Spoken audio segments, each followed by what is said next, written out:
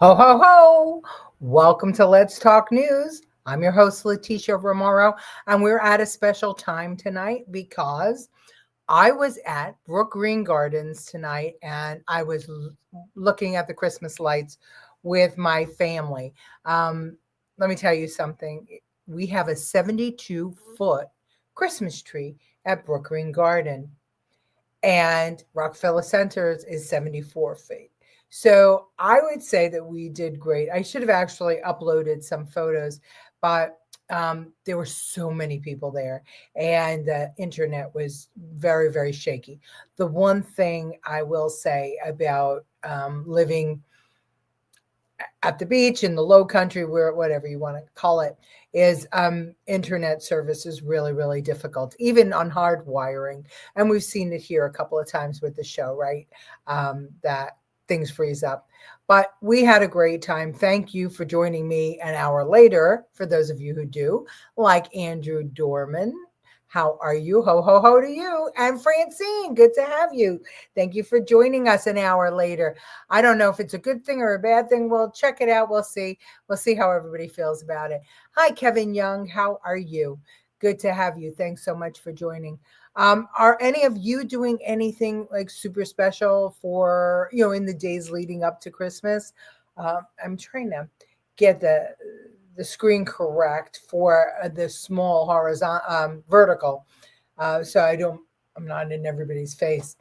So tell me, are you going to see the tree? Are you going to see lights? We have a lot of great things. We have a drive-through Christmas light show, which is fantastic down here. And we're going to see It's a Wonderful Life, the play. I'm looking forward to that. That's going to be on a Friday somewhere. And then we're doing also the what are we doing? Oh, the Christmas show at the Alabama Theater. So we have a, kind of full schedule. And, the one thing about the Southerners is they do Christmas up right, boy. I've got to tell you, they love Christmas. Hello, Angela Ricca. Good to have you. Thank you for joining us at our late hour. And Kevin Wall, thank you for joining us. And leaving on a 9-day trip tomorrow. That's great. Where are you going? I hope it's something really, really fun. So anyway, it's been an amazing kind of day. And I wonder if any of you all feel the way I do about the Democrat horse shit that we're seeing, right? I mean, it's always something. It's one thing after another, and they're just throwing like spaghetti against the wall to see what sticks. This whole blowing up the drug boat thing, they were acting as if it was the worst thing ever. And as a matter of fact, one of the Congress members came out of the briefing with Bradley today and said that he'd never seen or heard anything so terrible in his whole entire life.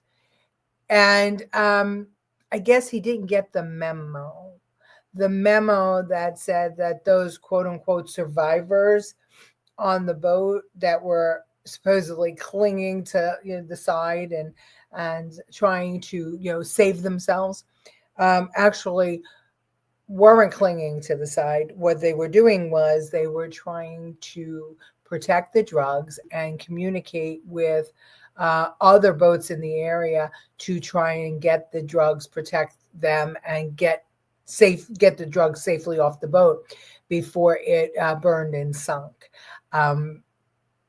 So clearly they were still working on their mission of getting drugs out of Venezuela and into America or wherever they were going to sell them.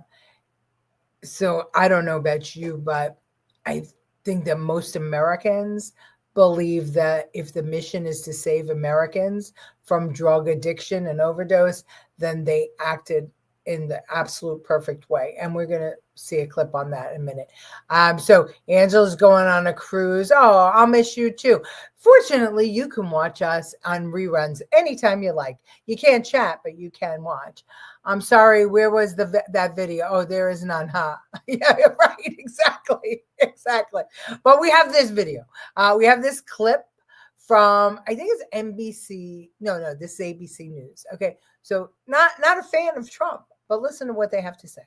New information provides a clearer picture of the moments after this U.S. airstrike on a suspected drug smuggling boat off Venezuela in September. Defense Secretary Pete Hegseth and the Pentagon have faced bipartisan criticism for launching a follow-up missile strike, which reportedly killed 2 survivors of the initial attack.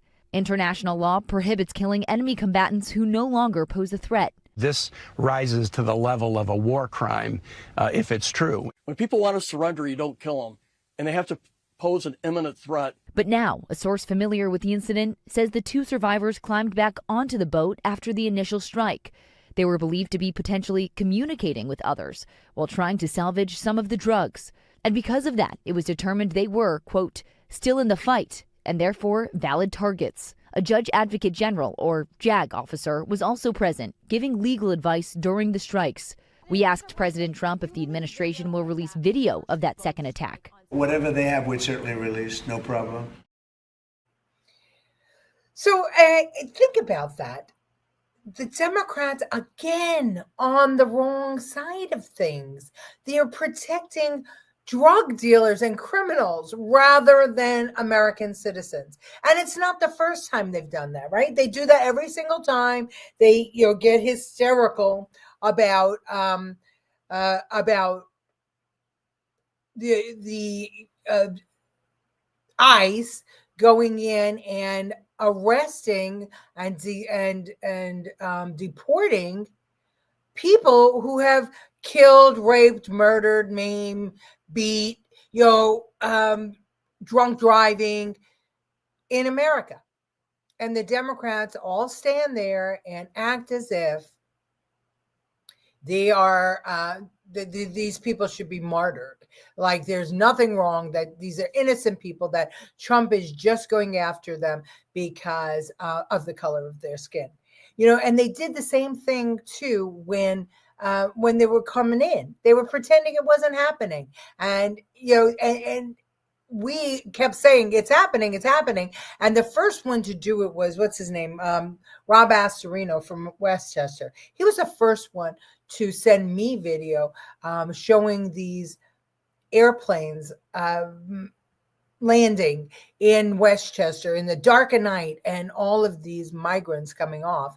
And he ignited the alarm bell, and Biden and Harris and Mayorkas all said, nothing's going on. I don't know what you're talking about. Nobody's here. They're not coming in. But eventually they had to admit it, right? They had to admit it when all of a sudden New York City was overrun and they couldn't take care of everybody. Hello, Lisa. Yeah, always blame Trump. Everything is Trump's fault. Everything. So, and the thing is, right, what were they saying recently? They were telling us that these migrants don't take benefits. They don't use tax dollars because they don't receive any benefits. If they're illegal, they don't receive any benefits. But now we're hearing them, the Democrats, crying because Trump has said to every state, you need to give us your SNAP rolls, your SNAP benefit rolls, because we need to cross-check and make sure that these are legitimate citizens or legitimate, they've entered the country legitimately, they're visa holders or whatever, and that they're eligible for these benefits. And New York, New Jersey, so many, California, are saying absolutely not. We're not giving you those rolls. We're protecting them. So even after what's happened in Minnesota, where millions upon millions, billions of taxpayer dollars have been fraudulently handed out to fraudulent not-for-profits who ultimately sent that money back to Somalia and to terrorist organizations. Even after that is big headline news. Democrats don't want to cooperate with the federal government and hand over the rolls. But they want the federal government to pay the money. And Trump says, no, I'm not paying money unless I know that it's going to people who are eligible to receive the benefits. I'm not going to waste taxpayer dollars. And now the Democrats are crying foul because they're saying that Trump is starving migrant children, who they said just a little while ago that migrants, illegal migrants don't accept benefits. So which is it? Hello, Professor. Good. Thank you for joining at the late hour. Costco suing Trump. Yeah. Well, Lisa, we yesterday, and maybe you can go back and see it. We talked about Costco yesterday. You know what? The funny thing about this, Lisa, is that Costco has raised prices on non-tariffed goods. And why are they raising prices? They are trying to provide a cushion for profit, because in case of the tariffs cut into things and make things more expensive, they're charging us more now for things that are non-tariff goods, and so they're lying. They're pretending that it's got to do with tariffs. That's number one. Number two is Costco and Amazon are two. It's Costco, Amazon, Target, and what was the other one? Oh God, there were four. And I've got to think about the other one. Costco, Amazon. Oh, sorry, Walmart. Silly me. Walmart, biggest consumers, right? They're the biggest suppliers, and they can negotiate with China and India and wherever else that the tariffs are. And they can say, listen, either you eat the tariff, don't raise it on my side, because I'm not raising it on my consumer side. And if you do try to make me eat the tariffs, I'm not going to buy goods from you anymore. I will find an American manufacturer. And just think about this. If you are a widget manufacturer and you get Costco as a client, you will be instantaneously successful, because Costco is that big of a client. Same with Amazon, same with Target, same with Walmart. So these entities could single-handedly help an American company get off the ground if they wanted to, but they don't want to, and they don't. So Costco suing Trump is bogus, and it's out there. It's all you can find that information everywhere, that they are bogusly raising prices to future-proof their profits, their profit margin. Them boats were heading straight for the U.S. The Democrats are missing the drug habits. Yeah, absolutely. They're exactly going for the U.S. Hello, Susan DeRema. Never knew that. They are a liberal company. Yeah, well, all four. Those four, if you look it up, those four are fraudulently charging people more money for things that are not part of the tariff situation. So they're undermining America. Forget Trump. They're undermining Americans to make sure that they have profits for their stockholders. And I get it, because that's their job, right? That their job is to make money. But we could also say, screw you. Don't you raise prices on us. Don't do it. I mean, it's all you have to do is take a minute and read the financial news, and you can see that everything is predicted to come down. Everything. I don't know about you, but gas here is now $2.22 at Parker's Kitchen. If you join, the club, and that's free to join. You just sign up with an email. $2.22 a gallon. There are some states that the prices aren't coming down, and you know why? Not because Trump hasn't done what he promised to do and produce more oil, but because the states are putting taxes. Some states, I think Washington State, 60 cents on a gallon taxes. 60 cents on a gallon. So, we have to just use our head. And it's so ironic to me that the Democrats will say that the Trump voters are are not intelligent and don't use their head. And I think that the Trump voters are probably the smartest voters because we don't do the group think stuff. We actually do our research. Boycott them. Yeah, I listen. I wouldn't boycott them straight out. You know what I would say?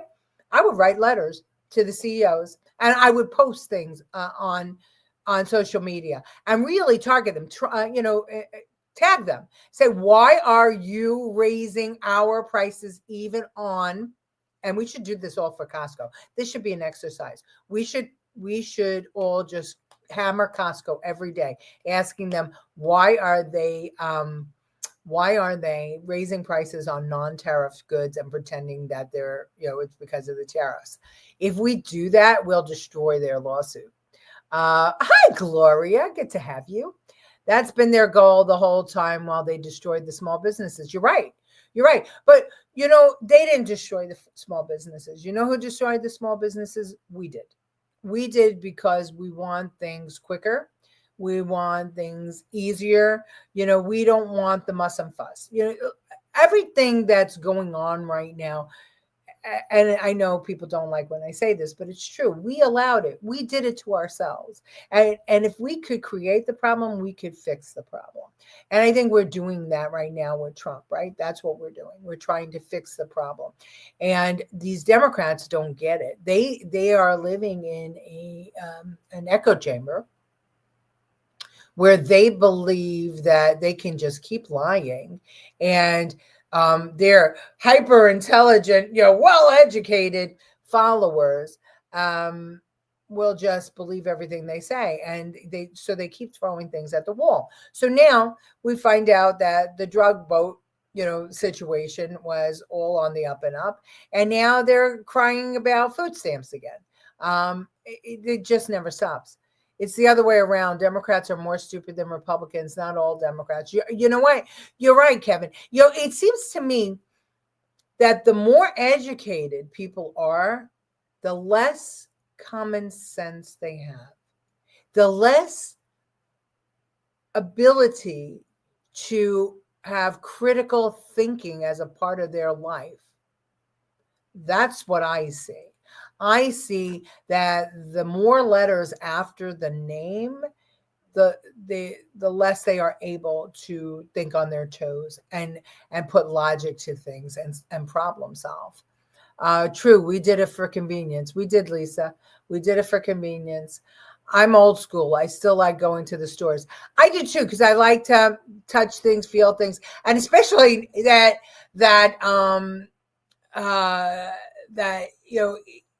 it costs so much money now to return stuff. Not on Amazon. They still do it free. But they're putting, do you know stamps are 78 cents? Did everybody know that?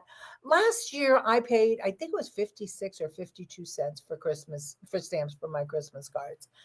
And this year I just went, I said, give me 100 stamps, $78. I said, what? Wait, it's regular stamps. Yeah, that's what, 78 cents a piece. How is it that we're giving billions of dollars to other countries so that people can have sex change operations in these far out countries, but we can't run a post office efficiently where it doesn't cost almost $1 to mail a Christmas card? Are you kidding? I can't. I can't. No Epstein talks. Yeah, crickets. Yeah. Well, that'll come back too. Everything comes back, Angela. Send people back to the 40s and let them learn.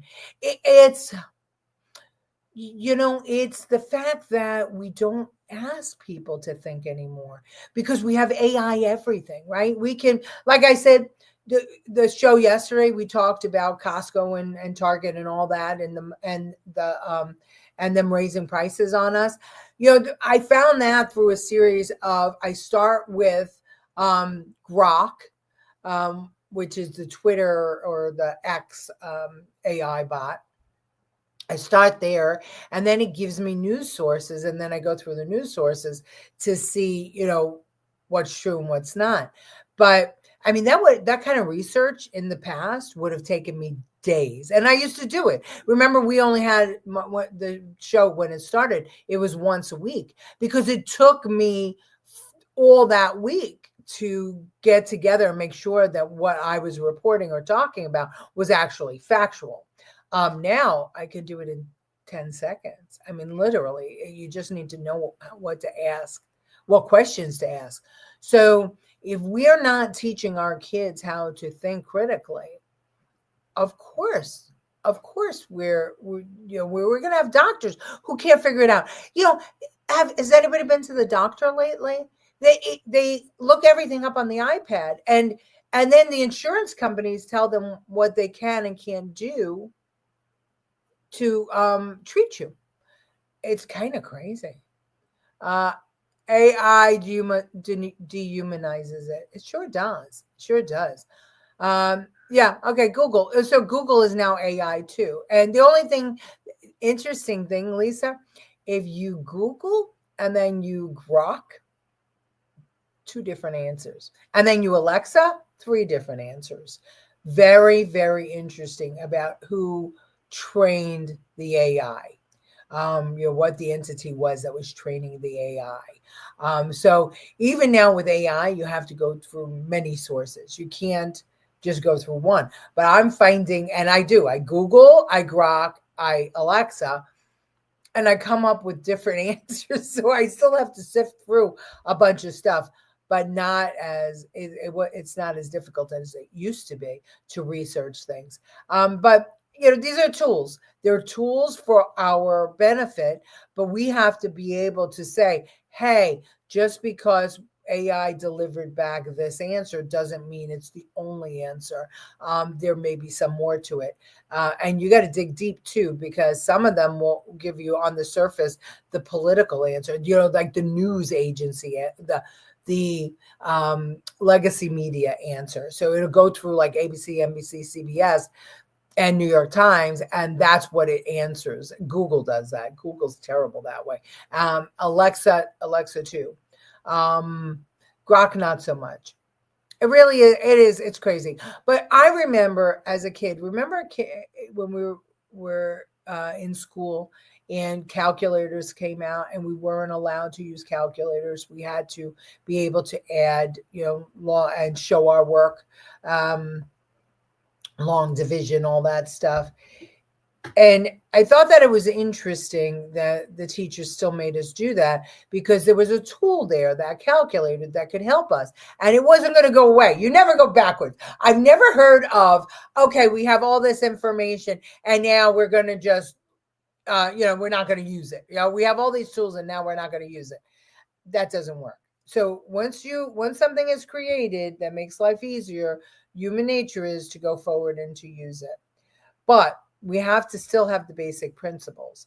So I'm all for teaching young people how to do math on paper and then check their work with a calculator. I'm all for that. It's important. And we need to teach kids how to use the tools that are in front of them.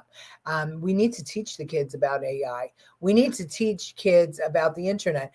Teachers are still, they're teaching this weird way, but they're not using the tools that make life easier. The job of teachers and educators is to get you ready for a career, some sort of career, any career. And there's nothing wrong with working with your hands. As a matter of fact, working with your hands is making more money these days than doctors are.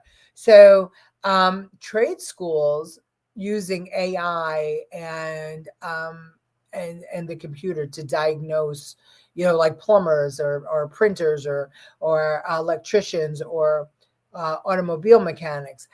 These things should be taught in school. You still have to use your hands, right? So you have to know how the thing operates. But more and more, like there used to be, well, I guess there are still spark plugs in an engine, but you used to have to change them. You don't have to change them anymore in the new cars. It's really interesting. The new cars, it's kind of a complete system and an enclosed system. So you do have to use diagnostics in order to fix a lot of things. Very interesting. All right, let's see. The latest is NYT chat, surrender info. New York Times chat? Oh, really? Oh, interesting. Is anything being done with these criminals with past prison time and deportations, killing people? So many of them. So Lisa, yes. I mean, Trump has deported, oh gosh, if you go on the immigration website, and go under deportations, you could see a lot of them are being deported. I can't remember the number. I want to say it hit. We had 1 million self-deport, but those weren't criminal. Well, we don't know if they were. They might have been.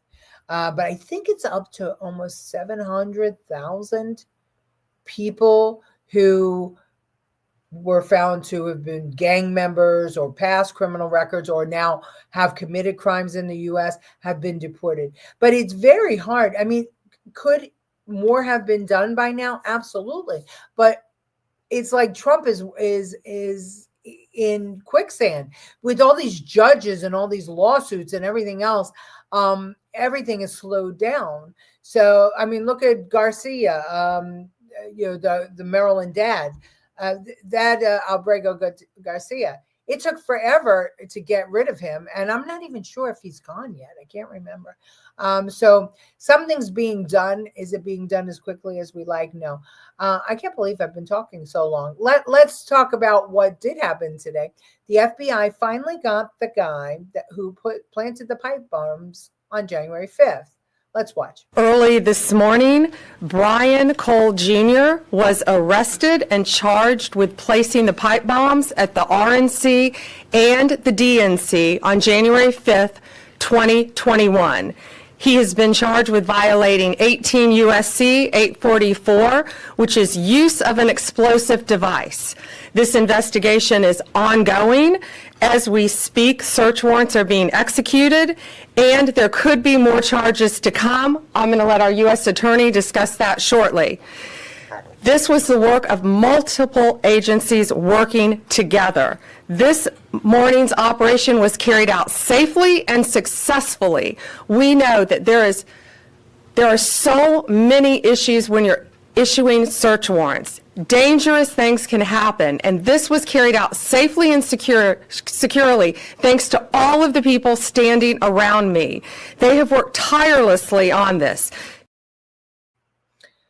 So, the interesting thing about this arrest is that they didn't get new information.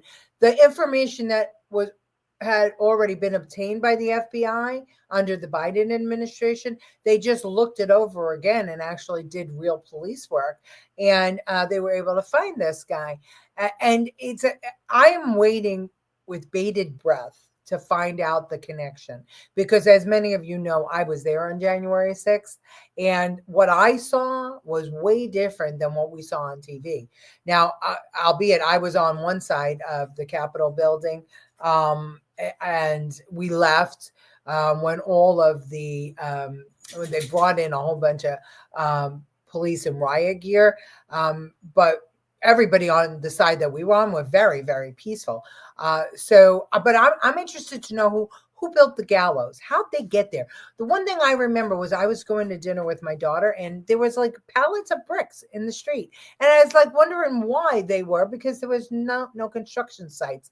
And then we start seeing these pallets of bricks, cropping up everywhere subsequently at other protests years later, right?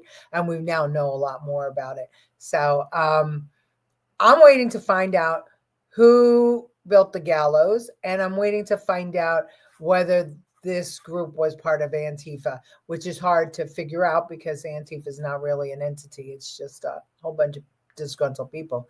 Yeah, the judges are horrible. And Rich Luthman says Trump has to get 1 or 2 judges impeached, then they will all fall in line. Start with Boasberg. Just so you know, Rich Luthman is a lawyer, so he knows a thing or two about judges. Boasberg miraculously has pulled a bunch of cases, a bunch of Trump cases, right? A bunch of cases, and has just decided against Trump every single time. But you should also know that Boasberg was appointed by, I think it was Bush. And so he was appointed by a Republican. And so he's been working on a lot of these cases, and none of them make sense. Rich would know better than I because I'm not a lawyer. But the evidence, I don't think the evidence supported a lot of the decisions he's made, because a lot of those decisions were overturned. And Boasberg's not the only one that seems to pull a lot of Trump cases. The one in New York, oh God, I wish my brain would work better. The one who heard the Tish James document case. He was a family court lawyer or something like that, and they put him on that case, and they put him on like 5 other cases. Juan Merjan. Yeah, it was crazy stuff. Very good, and good job, Pam Bondi and all. Yeah, it's pretty good. Has Omar been actually been deported, or are they just talking? I think that, I've been saying it for a long time. Have you ever heard Omar once say that thank you, America, for freeing me, for saving me and all these Somalis? No, she never did. I think she's a traitor. I think she's she knew what was going on, and I think they're going to prove it. Don't defame me like that. I'm a journalist now. Sorry. So Rich is sorry. Yeah, as I recall, he was a pretty goddamn good lawyer, but I would prefer to be a journalist too. I'm a recovering political consultant. So, all right, well, we're over. I don't know how we did that because I have a big mouth. So thank you all for coming on, and I will see you. No, I won't see you tomorrow. I'll see you Sunday at 8. Okay, back to our regular time. Love you all. Bye.